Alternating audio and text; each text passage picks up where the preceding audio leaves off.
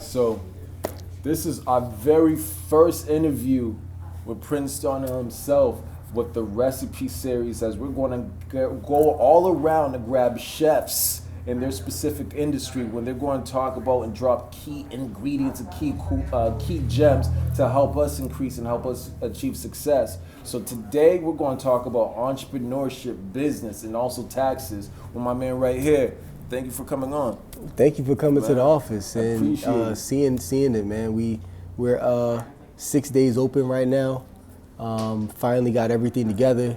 It's been a crazy experience. Just getting all the furniture here, getting the whole building renovated. We just got that logo behind me. We got that spray painted by one of the best painters in the city. Okay. He did that. So other than that, man, it's been great. And we have our amazing partners over there, who all of them are certified tax professionals. They understand tax law. Like they've gone through this whole experience. So like we're ready. We're ready to go. I love it. My first question for you: a lot of people don't consider taxes sexy business to jump into. A lot of people don't think about doing taxes. Every time when you talk about entrepreneurship, that's probably one of the businesses people think on the lower end. What made you jump in and do, you know what, I'm going to maximize or put my talents and skills into taxes?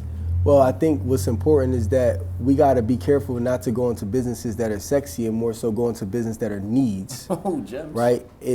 We got confused in our community of believing that, like, I open up a sneaker store, I open up a clothing line, and cool, I want to do the things that I want to do what I'm passionate in, right? Yeah. That's what we've learned. I want to run away from my job, my 9 to 5 that I hate, that is also paying the bills, to go into doing what I'm passionate in. But what you passionate in ain't paying the bills right now. Not to say that it never will. Not to say that.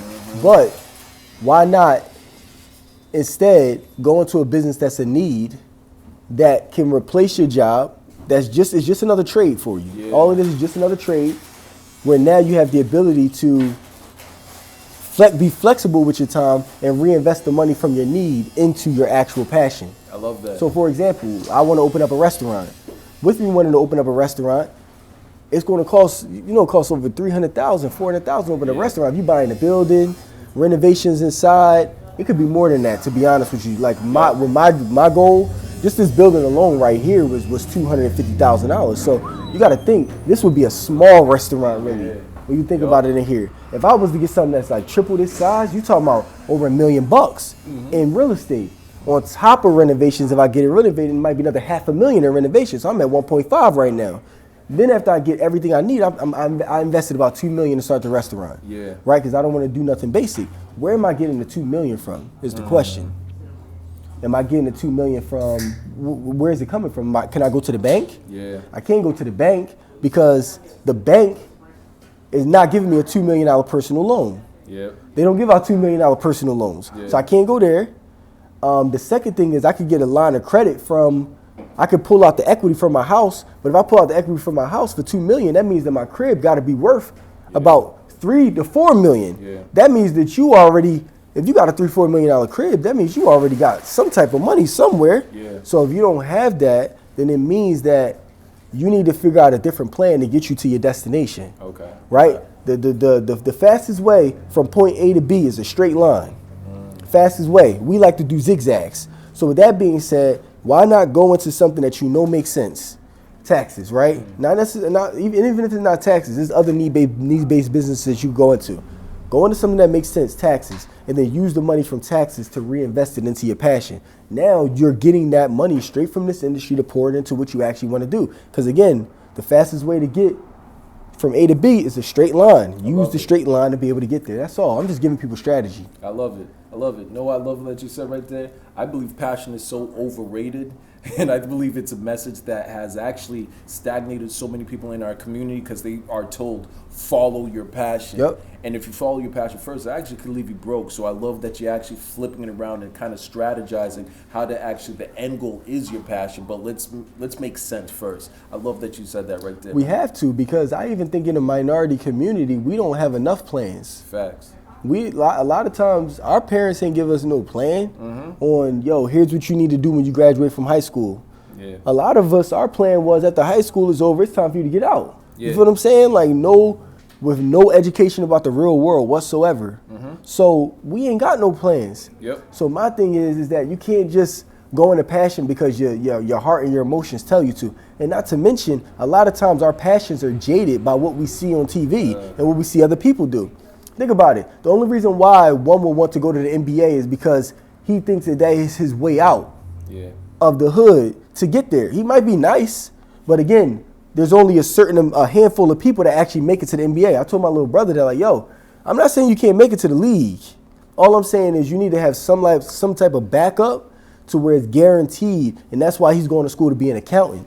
Because I'm like, yo, I can't just have you think you're going to go to the league, but then when you graduate, you got a BS degree that ain't worth nothing. It don't make sense. You need to have a plan for your life, right? And we lack those plans in our community, and that's all I'm trying to do is give people a plan. Whether you take my plan or not, don't matter to me. I'm just giving you a plan, and you can have multiple plans. Choose which one, but just take some type of plan. Don't just be out here frivolously doing things. I like that. I actually want to now jump into taxes, right? Because even myself, I'm an entrepreneur. A lot of people know that, and I hate H&R Block. I think they're bullshit. You know what I'm saying? I think they actually monetize. I'll use their name inside of the tax office. I hate that organization. There we go. Because I think they're monetizing a lot of people's ignorance. There's a lot of mom and pop type of tax businesses that are literally monetizing off of our ignorance and monetizing off of just the location and things to that capacity. What is the biggest issue that you are seeing with individuals within our community in regards to taxes? They don't know nothing. That's the biggest issue. They know nothing. When I literally say that, I mean it with like all my heart. I just got off the phone with somebody, and literally they didn't even know why they even are getting a refund to begin with. Let me ask you, do you know why you would be getting a refund? Because I pay taxes. But do you know where the refund comes from? See, school me. Let me ask you, do y'all know where y'all refund come from, or you just think the IRS just give you a check in March? I know it's more complicated than that. It is, but here's my point was not to make y'all feel bad about it at all. It just shows right there that literally 99% of the people in our community are just going to the tax office, grabbing a check, not knowing what their tax professional was doing. That tax professional could have been forging information. They just telling you to sign things, all of that. You don't even know what you're doing. To me, that don't even make sense, right? All the way down to the simple point of a lot of people don't even know what a W-4 is. But do you know that every time you get a new job, they push that W-4 in your face and say, you got to fill this out before we put you on the floor. You don't even know what that is, but what you do, you start filling it out and you sign it. Don't even know what that is. Let me explain what a refund is. In definition, a refund is when either you bought something and now I want my money back, right? That's the one way. So they got to give you your money back because it was rightfully yours, right? Or I overpaid and then they owe me a what? A refund. So in tax terms, when it comes to the IRS, you're getting a refund because you overpaid the government. That's what a refund is. I never thought. They're only giving you money back that was already owed to you because you overpaid throughout the year. Because your employer is paying taxes on your behalf every quarter. That's why you fill out the W-4, because they look at all of that information, size up what your estimated taxes are going to be. So before they pay you, they take the percentage out, they send it to the IRS on your behalf. So technically, you're just like any other entrepreneur if you work a job. It's just that the employer is just doing it on your behalf. As entrepreneurs, we can pay it quarterly too. Estimated tax payments. And if I paid more as a business owner, they would owe me a refund as well.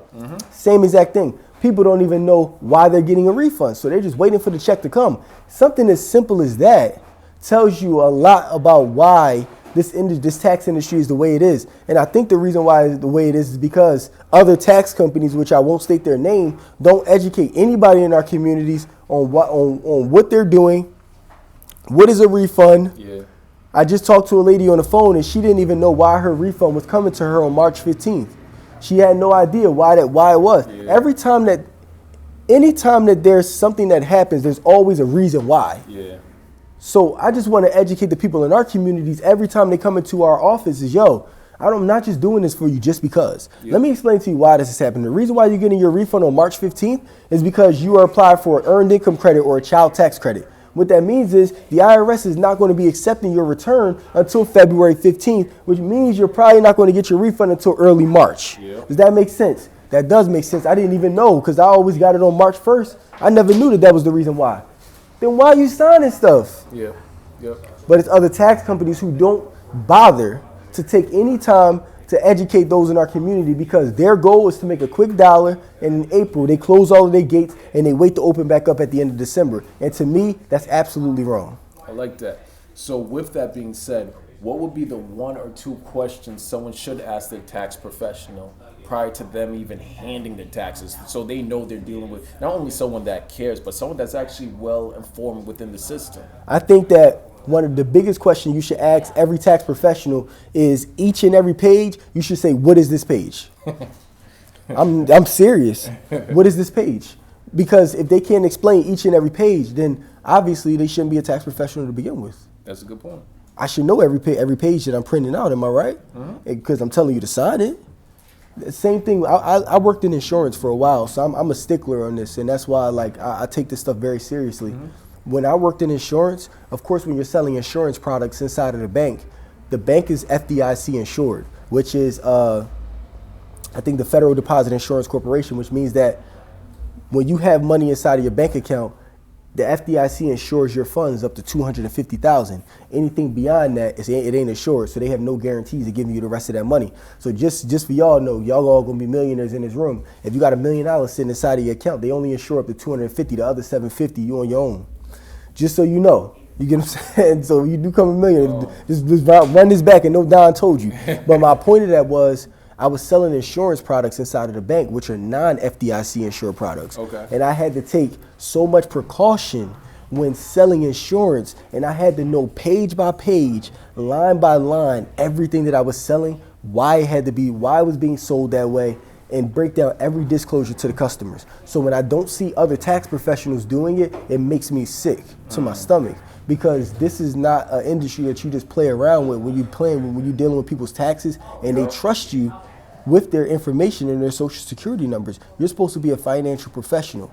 You should be taking care of this information. And for anybody that's even listening to this right now, if you have a tax professional that is not doing that for you, run the other way, literally. Yep. And the issue, and I'll tell you just the issue of why tax professionals aren't doing this is because when I got my insurance license, I had to go through 6 months of rigorous studying.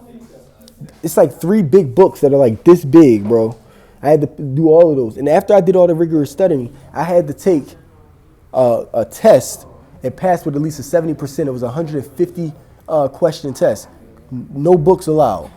Straight off of memory, you got to pass with at least a 70. 69% failed. You got to do it all over again. You only got 3 chances. Oh. So when I passed, it made me realize the value in that. As tax professionals, this industry is so unregulated right now, meaning that you can both start tax businesses tomorrow with no license, no education, just literally open up a building like how we did here, put an open sign right there, I do taxes, and boom, you ready to go. That's literally what you can do. It's that unregulated. I'm telling you. Tomorrow, I'm telling you. High Park Ave, I'll be there. I'm telling you. Now, of course, certain states do have regulations, but only like 3 states have regulations: Maryland, California, Oregon. That's crazy. Every other state does not have regulations, especially in Pennsylvania. Anybody can open up a tax business here. And that's the reason why we have unqualified tax professionals that are in our industry right now who are fudging people's returns. And now the tax industry is getting a bad name. And that's why people feel like they could do it on their own using TurboTax and all of that. And I don't blame them, because they lack trust in tax professionals who have burnt them in the past. And now Jumpin' Jack Tax has to come and clean up all of the mess that these people made.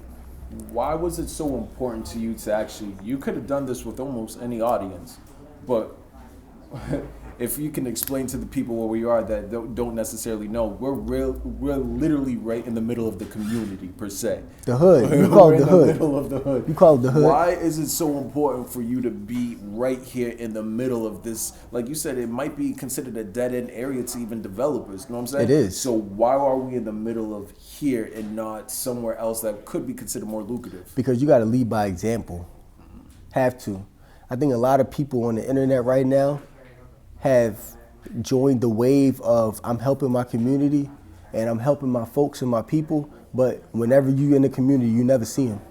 They're not there. They're trying to do posts. You know where I am. I'm right here in the middle of the hood where our tax office is at, and we built a beautiful building to show everybody, yo, this is what yours can look like too. Yeah. We gotta start making a difference. And don't get me wrong, do I protect myself? Absolutely. Yeah. I'm licensed to carry in the state of Pennsylvania. I'm not crazy because I know that there are people in this community who may have different opinions about what we do. So of course I'm going to remain licensed to carry, and we have stickers on the door that tell everybody so that they know that they warned. You're warned. I'm not trying to do nothing to you. You don't do nothing to me. I'm just trying to run a legit business, brother. That's it. Right? So with that being said, you got to lead by example. You have to. And energy doesn't die. It's only reciprocated. It only transfers. Yeah. So what that means is when you come into a community like this, the first thing you expect is, yo, everybody here is rude, they nasty, they're unkind, they're going to try to do something wrong to me. Well, if you already go in with that mindset, you're going to deliver that type of energy back out. And that's the reason why we're where we are now. Yeah. Because you come in here with that mindset, like, yo, I'm about to be rude and nasty too. Because I feel like that's the only way people are going to respect me in the community. Wrong. Yeah. How about every morning when you step outside, you say hello to every person that walk by? Don't listen. When I started doing that, the first time that we moved here, people started looking at me crazy. It was like, I was like, hey, good morning, how you doing? Smiling and everything. They looking at me like, shh, what's up? Yep. Do it a couple more times. Good morning. And you realize that it only got to be done a few times in the community. If you saying hello to everybody, that they start walking by here. Look, what'll happen is they'll walk down the block. They'll be upset the entire time. They won't talk to nobody. But the second they reach the corner and they see me, it's an immediate shift in energy to where they say, oh, I can't be nasty like that to him. He's a good guy. He's not doing nothing to nobody. Hey, what's going on, Don? How you feeling? Yeah. But to everybody else, the energy is wrong. But imagine if everybody was operating on that same kind of energy, that individual that was doing negative, nasty things to people in the community who was labeled as a gangster, he would have to change his ways. Facts. Because he wouldn't be able to fit in, or he would have to leave. Yep. Am I right or wrong? You're right. So it's like energy is transferred. Like if everybody understood that, then our communities would get better so much faster. So I'd rather lead by example. And I trust in God. I believe that He's going to protect us in our office, in our space. And I'm minding my business and not doing nothing wrong. And I don't believe anything's going to happen to me. And I'm comfortable in my skin. Not to mention, I was born and raised in Philly. I grew up in the inner city. Yeah. So it's not like I'm from the suburbs or somewhere like that where this is not new. I grew up 15 minutes from here. Yeah. So it's not new. And not to mention, I also grew up in other parts of Philadelphia as well that were just like this one. So it's not like I'm nervous about being here. This is exactly where I've been. And if this is where I've been, I can come right back here and be able to be an example to change it. I like it. Okay, one of the two last questions, right? I am big in emotional intelligence. My whole life is around ideas of people's behaviors come from the emotional mindset. And when you're starting your own business, when you're starting, not only starting your own business, starting in an industry that's not necessarily as sexy as we stated, I know that takes a lot of constraint or a lot of develop on that emotional side of things. Mm-hmm. What were some of the biggest obstacles that you had to face, whether it was your confidence, doubt, stress? Like, how did you manage some of those negative emotions when they kind of overcame you? How to manage negative emotions. Yeah. It's a word that I like to use called company, right? When you're building a company, what a lot of people don't realize is that company is exactly what it means, company. You're building a company that involves you having people which are your company. When you're managing emotions, I don't believe that one should manage their emotions alone. I believe that emotions are managed through the people who are around you that can help to bounce ideas off of you to lower your stress levels. If you got people around you that are just creating more stress instead of relieving it, that's not somebody you should be around to begin with. Yeah. Right? Like for me, I think that you are a product of the 5 people closest to you. Facts. So if the 5 people closest to you are dealing with some type of emotional stress, then 9 times out of 10, you're going to be dealing with emotional stress. I just believe that 100%. So me, in order to help, I like to surround myself with company of people who are strong, intelligent human beings who have a level of emotional intelligence and strength inside of them, right? So that when I'm weak, they can carry that burden and lift me back up, right?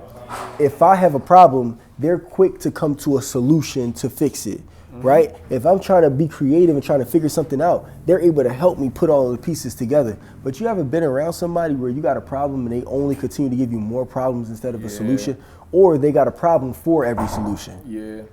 People like that are the wrong folks to be around, and that could definitely screw with your emotions.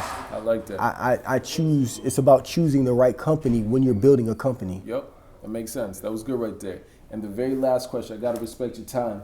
Last question, which we're going to ask in every interview: what is that one ingredient you could give to people out there? The one ingredient, one tangible advice that you could give to people right now to literally apply it to their life to achieve their version of success? The one tangible ingredient right now that can achieve success. I was actually just talking about this morning, and it's that trigger that goes off in your head. Oh, people keep calling me. I'm trying to keep you back on live. I'll go back and put this on replay. All right, can you ask the question again? Yeah. What is that one ingredient that you could give to all the listeners out there? One ingredient that they can apply today that will help them reach success. That one tangible advice that you can provide for people. How you do anything is how you do everything. Okay. I'm a big believer of that. I believe that what you do behind closed doors will ultimately show up in front of the doors. I believe that what you do behind the curtains and how you practice ultimately shows up in how you perform on stage. They talk about that all the time, right? Do. The people who are great, they do everything great. Like you have like when you think of Michael Jordan, right? When you think Michael Jordan, with him being the greatest basketball player of all time, is not great in like almost every area of his life. It's just like, it's an energy that he possesses that just like he has to dominate everything. Like he's one of them type people where even if you're playing tic-tac-toe, he one of them type dudes that be like, yo, I'm super ready to beat you in this, and if I don't, I'm gonna be upset. You're like, bro, it's just tic-tac-toe. No, it's tic-tac. It ain't tic-tac-toe to me. Yeah. Because how I do anything is how I do everything. I'm a championship player, and I'm gonna beat you in tic-tac-toe too. Yeah. That's how you gotta be in every part of your life. I like that. Or you're not gonna be able to flick on the light switch and just say, yo, in business, I'm gonna be great. But in my personal life, when dealing with my wife or dealing with my kids, I'm gonna be lackluster. Yep. It don't work that way. Yep. Because no human being can just switch things on and off like that. And if they try to, it may be possible for a little while, but you'll be able to soon find out that they're faking. I like that. Because they're going to start to ooze of fakeness. Yep. Right? They're trying to fake the funk of being somebody that they're not. Yep. You have to be fully yourself. And me being fully myself, I'm all the way full energy intensity. Like, yo, I wake up at 4 o'clock a.m. every single morning. That's not a joke. Why do I wake up at 4 a.m. every morning? Because I got to push my body to the highest limit, right? I could wake up at 6 if I wanted to, but I wake up at 4. I'm on a morning meeting at 5. I'm on a morning meeting at 5. I'm at the office by 6 before everybody gets here. By 7, I'm at another meeting. By 8 o'clock a.m., I'm shooting content. By 9 a.m., the doors open. And we here all the way up until 8 o'clock p.m. And then at 8 o'clock p.m., I'm headed home to go to the gym and then spend some time with my wife. Yeah. And I still got to be full intensity all the way across the board. No lackluster. But by me doing that, it's trained my mind to believe I could do anything, bro. I love it. Anything. And people look at it and be like, yo, I can balance the two between my personal and business. You can't really. Yep. Not to achieve massive results. Now, don't get me wrong. If you want light results, there might be a possibility where your personal life might be lackluster and your business might be good. I'm talking about like maybe okay. Yep. And when I say okay, I'm talking about okay money. But I'm talking about for you to be have a 6-figure tax business, $1 million tax business, not even tax business in general, it takes a different type of mindset. I like that, man. Drastically different. Appreciate you, man. Absolutely. Definitely appreciate you. Absolutely. Appreciate you for stopping by and shooting this content. Man, I hope everyone got something from today. It definitely was a good episode, man. The very first episode at that. I'm glad. Listen, I'm glad it was. We're gonna start this thing off right. All right, man. Hope everyone has a good day out there, man. Appreciate you again. Absolutely. Make sure y'all download the Jumpin' Jack Tax app as well, because if you want your taxes done, you download the app and you'll be able to find a tax professional anywhere around the country. All you got to do once you download it is going to pull your zip code and it'll connect you with the closest person. They'll be able to assist you. All right, perfect. That's a wrap for today. Appreciate you, brother. Appreciate you too, man. Absolutely.